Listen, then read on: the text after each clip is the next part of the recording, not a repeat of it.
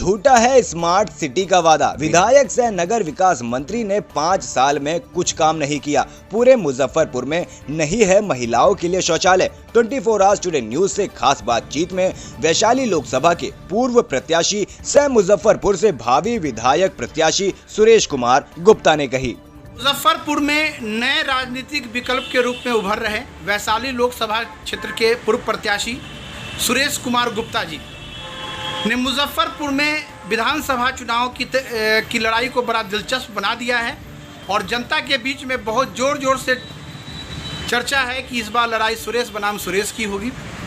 इन्हीं तमाम मुद्दों पे हम बात करने के लिए आज मुजफ्फरपुर से वैशाली लोकसभा के पूर्व प्रत्याशी सुरेश कुमार गुप्ता जी से बातचीत कर रहे हैं और जानेंगे कि मुजफ्फरपुर के ताज़ा हालात के बारे में, नगर निगम में क्या हो रहा है और नगर विधायक और मुजफ्फरपुर से मंत्री नगर विकास मंत्री सुरेश शर्मा जी के ने क्या काम किया है विगत 5 वर्षों में मुजफ्फरपुर के लिए।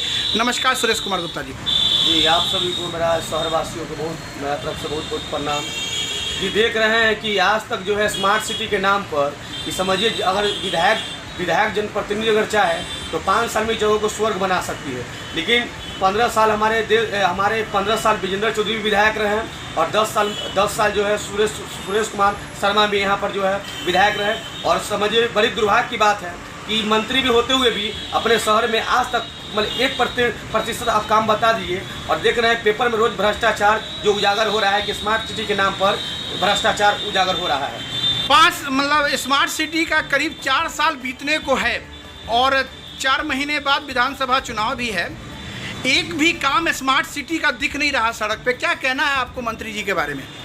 अब देखिए, बड़ा दुर्भाग्य की बात है कि देखिए मतलब कि हम देख रहे हैं कि हर एक मतलब कि मुजफ्फरपुर ज़िले में कहीं भी आप चले जाइए कि महिला को और जेंट्स को शौचालय जाने के लिए इतना परेशानी हो रहा है कि आप भगवानपुर रेवा रोड में चले जाइए, मारीपुर चले जाइए या कोई भी जगह पर चले जाइए, हर एक वार्ड में चले जाइए कि आपको शौचालय में इतना परेशानी हो रहा है जनता को।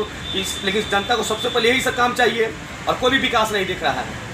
मुजफ्फरपुर की सबसे बड़ी समस्या है जाम की और बरसात के दिनों में मोती झील, सरैयागंज जैसे प्रमुख बाजार जो है वो जलमग्न हो जाते हैं और अभी तक जल निकासी का कोई ठोस उपाय नहीं हो सका है। क्या कारण आपको दिख रहा है? कारण देख रहे हैं कि देखिए, जब तक गरीब का बेटा विधायक नहीं बनेगा तब तक कोई उपाय नहीं है।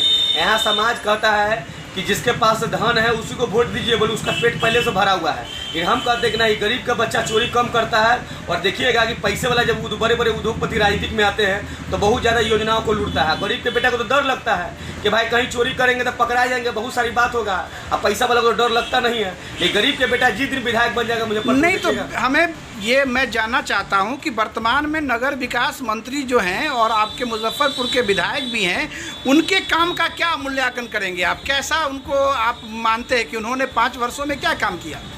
काम देखिए ना, काम तो देखिए रहा है कि कौन सा काम आदमी हुआ है मुजफ्फरपुर शहर में।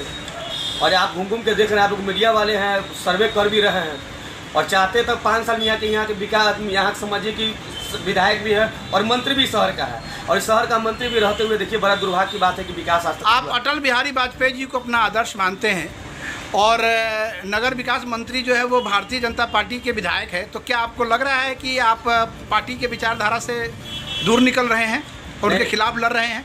देखिए, वैसा बात नहीं है, खिलाफ की बात नहीं है, यहाँ समझिए कि मुद्दा की बात है। और सबसे बड़ी बात है कि और जब तक आप चुनाव नहीं लड़िएगा तो फिर जनता में पैठ आपको कैसे बनेगा? समाज के मुद्दा नहीं उठाइएगा और गरीब का बेटा जो इसी प्रकार से राजनीतिक में प्रवेश करवे करता है। अभी आपने एक मुद्दा बहुत जोर से उठाया है, वो है भगवानपुर चट्टी पर जो पोखर है उसके निर्माण कार्य में भारी भ्रष्टाचार है। क्या है उस योजना में आपको भ्रष्टाचार बता सकते हैं क्या? भ्रष्टाचार तो हम देख रहे हैं कि 2016 में हम अभियान किए थे पोखर का और समझिए कि सांसद को भी बुला के लाए थे, उस पर डीडीसी को भी बुला के लाए थे और अपना समझिए जितना जनप्रतिनिधि है सभी को लाए थे और सरकारी समझिए कि इंजीनियर भी आए। 1 करोड़ 8 लाख का एस्टीमेट पास हुआ, अभी तक मात्र 14 लाख का काम दिख रहा है। मतलब कुछ पता नहीं चल रहा है कि भ्रष्टाचार बाकी धनराशि का गोलमाल हो गया। जी, हमको तो वही लग रहा है कि धनराशि का गोलमाल हुआ है, पता नहीं चल रहा है। अच्छा जी, ये काम किस एजेंसी के थ्रू हुआ, किसने काम कराया ये? जी, काम जो है आपका वहीं से मतलब वहीं जिले से आया है लोग सब और जिले से काम हुआ है इसका। जी, इस संबंध में कोई आपने ज्ञापन वगैरह डीएम को दिया है? नहीं, डीएम को तो ज्ञापन अभी तक नहीं दिए, लेकिन इसका खाका जो हम तैयार कर चुके हैं और बहुत जल्द जो है इसके मुख्यमंत्री जी से जल जीवन हरियाली पर हम मिलने जा रहे हैं। आपका भगवानपुर क्षेत्र से आप आते हैं और अब ये भगवानपुर चट्टी पर आपकी दुकान भी है, और ये बहुत बड़ी समस्या है कि जब से नया पुल बना है तब से भगवानपुर में बहुत जाम लग रहा है और ये घंटों जाम लगता है, आवागमन बाधित हो जाता है।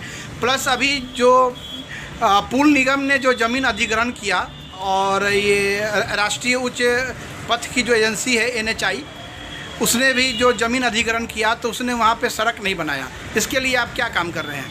देखिए, जिस समय से पुल बना था जाम की समस्या है और हमने जो है इसका ज्ञापन डीएम को लगभग 16 में दे चुके हैं। तो डीएम के जब आदेश आया हमारे पास तो डीएम बोला कि छपरा डिवीज़न पड़ता है, तो हम छपरा डिवीज़न को भेज दिया। आज तक हमारे पास उसका कटिंग और सबूत है। तो जो डीएम बोला कि छपरा डिवीज़न पड़ता है, हम कुछ नहीं कर पाएंगे। लेकिन समस्या तो बरकरार है। समस्या बरकरार है। हम डीएम को भी बोले थे कि कम से कम 4 को ट्रैफिक पुलिस दीजिए। तो शुरू में डीएम जो है 2 को ट्रैफिक पुलिस दिया, उसके बाद ट्रैफिक पुलिस को हटा लिया गया है। और ये प्रमुख सड़क है जो छपरा जाती है, यहाँ पे अगर जाम लग जाता है तो पूरा दिन आवागमन बाधित होता है। और इस साइड में आपको मुजफ्फरपुर के 5 प्रखंड आते हैं। कांटी है, आपको मड़वन है, सरैया है, पारू है, साहेबगंज है। इस साइड से लोग इसमें बराबर आवागमन करते हैं और जाम लगने के कारण पूरा यातायात आपको बंद हो जाता है। तो इस विषय में आपने कभी इसके लिए कोई आंदोलन वगैरह, चाहे कभी आपने इसके लिए कोई बात जाके वो ये वरीय पदाधिकारी को कभी कुछ कहा हो इसके बारे में? जी, डीएम को बताया था कि डीएम को बोले थे यहाँ सबसे ज़्यादा स्कूल के गाड़ी के बच्चा फंसती है और बराबर दिक्कत होता है। कभी भी समझिए बहुत बड़ा हादसा भगवानपुर में हो सकता है। जी, आगे की क्या रणनीति है आपकी? आगे की रणनीति है कि देखिए, जनता एक बार कम से कम हमको मौका दे मुजफ्फरपुर विधानसभा में। और मेरा 4-5 को ऐसा मुद्दा है कि जैसे अगर हम चुनाव जीत जाते हैं तो सबसे पहले आपका जितना मुजफ्फरपुर शहर में जितना शहर है सब जगह शौचालय, पानी पीने का व्यवस्था और सारा शहर में वृक्ष लगवाएंगे सबसे पहले, और सारा शौचालय की व्यवस्था। नहीं, ये तो काम स्मार्ट सिटी में हो रहा है। कहाँ हो रहा है? कोई तो स्मार्ट सिटी का 1% काम ही बताइए जो आप देख रहे हैं। आप तो मीडिया वाले हैं, लोग घूमते हैं, अभी बताइए। और इसके बाद बहुत सारा स्वास्थ्य पर मेरा काम है। लगातार राशन कार्ड भी हम मुख्यमंत्री के यहाँ भेज दिए थे, तो बहुत सारा राशन कार्ड भी। आपने स्वास्थ्य की चर्चा की है और आपके भगवानपुर पंचायत में उप स्वास्थ्य केंद्र बंद रहता है, क्या कहना है इसके बारे में आपको? बड़े दुर्भाग्य की बात है, देख रहे हैं कि बगल में भी है, सांसद का घर है, और देखिए बड़ा दुर्भाग्य की बात है कि कोई काम नहीं है। आप वैशाली से लोकसभा चुनाव लड़े हैं, आपका क्या कहना है? आपको ये पूर्व अभी जो वर्तमान सांसद है बीना देवी, वो आपको जो है मास्क और साबुन बांट रही हैं। एक सांसद को ये शोभा नहीं देता है। मास्क और साबुन बांटना अच्छी बात है, जनता को जागरूक करना है, लेकिन एक सांसद के रूप में आपको बड़ी स्वास्थ्य ये सुविधाएँ लेकर आनी चाहिए थी। जनता के बीच में आपको एक उदाहरण सेट करना चाहिए था। आप मोदी जी के प्रतिनिधि हैं ये वैशाली लोकसभा में, और मोदी जी प्रधानमंत्री हैं, तो आपको कम से कम 1-2 स्वास्थ्य परियोजनाएं लेके आना चाहिए था। अभी कोरोना महामारी का संकट चल रहा है, कम से कम इसी बहाने आप कुछ 1-2 केंद्र की योजनाएं स्वास्थ्य की आप बिहार में लेके आइए।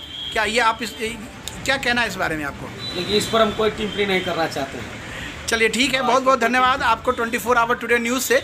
और कोरोना महामारी का संकट चल रहा है ये सुरेश जी, तो मैं आपसे एक संदेश के रूप में चाहूँगा कि आप जनता को संदेश दें कि कैसे हम बीमारी से लड़ सकते हैं। देखिए, अभी लगातार जो है कोरोना पर जो प्रधानमंत्री जी हमारे जो है सबसे पहले लॉकडाउन किए, बहुत खुशी की बात है कि एक बार बीमारी को रोक दिया गया। और हम भी लगातार क्षेत्र में लगे हुए थे, लगातार अब 40 लगभग 70 दिन से लगातार जिस समय से लॉकडाउन हुआ उस समय से लगातार समाज के बीच जो समस्या है सरकार को हम लिखते गए, भेजते गए, और समस्या के बहुत हल हुआ। और इसी प्रकार से आदमी जो है मास्क लगा के चले, डिस्टेंस दूरी बना के रखे, और धीमे तो बहुत काबू पा लिया गया है। धन्यवाद, बहुत बहुत धन्यवाद 24 आवर टुडे न्यूज़ से बात करने के लिए।